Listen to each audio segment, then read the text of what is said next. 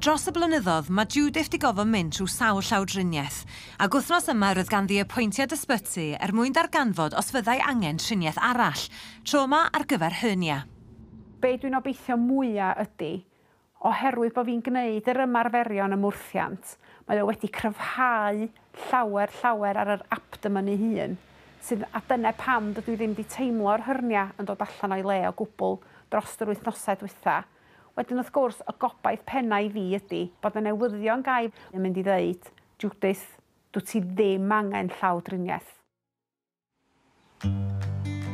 Felly, oes na newyddion da ar ôl i Judith weld yr ymgynghorydd? Nes i fewn, a dyma yr arbenigwr yn dweud, argol. Nath o'n dweud argol. Dweud, gosh, medda fo, you look really well. I'm sure you've lost weight since I saw you last time. Well, yes, I have, medda fi na. A dyma ni'n eistedd lawr, dyma fo yn rhoi examination bach i fi. Fi'n dweud bod fi'n rhan o ryw gyfres teledu a bod fi wedi bod yn gwneud lot o ymarferiadau sydd wedi cryfhau y mol i mewn ffordd ar ardal y cor. A dyma fo'n dweud a cytuno na do'na ddim pwrpas i lawdriniaeth. Felly, i fi sydd wedi cael llwyth o lawdriniaethau ac iddo fo fel yr arbenigwr fysa wedi gorfod gwneud y llawdriniaeth, mae hynna'n andros o newyddion da. Ond a fydd mwy o newyddion da wrth i Judith sefyll ar y glorian.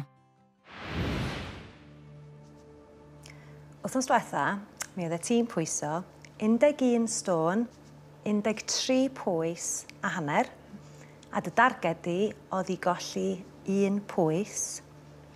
Dy bwys ydi Judith yr wythnos yma ydi 11 stôn, 13 pwys a hanner.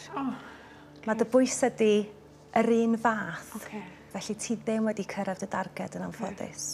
Mae'r cynllun yn mynd yn anoddach, mae'r cardio'n cynyddu, mae'r ymwrthiant yn cynyddu, a dwi eisiau i ti wthio dy hun, a dwi'n gwybod bod ti wedi, ond dwi am i ti wthio dy hun nawr i adeiladu ar y cryfder yna wyt ti wedi ennill yn barod.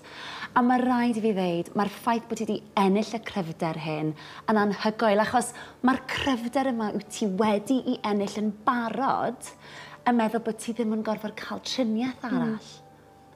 A bod ti ddim yn gorfod aros yn yr ysbyty, a bod ti ddim yn gorfod cael amser ffwrdd o'r gwaith, a bod ti ddim yn gorfod cael amser ffwrdd dy deulu di. Ac felly mae hyn yn anhygoel. Felly mae'r llwyddiannau sydd ddim yn dibynnu ar y glorian i ti yr wythnos hon o ran peidio gorfod cael triniaeth, i fi mae hwnna'n fwy bwysig. So da iawn ti. Diolch.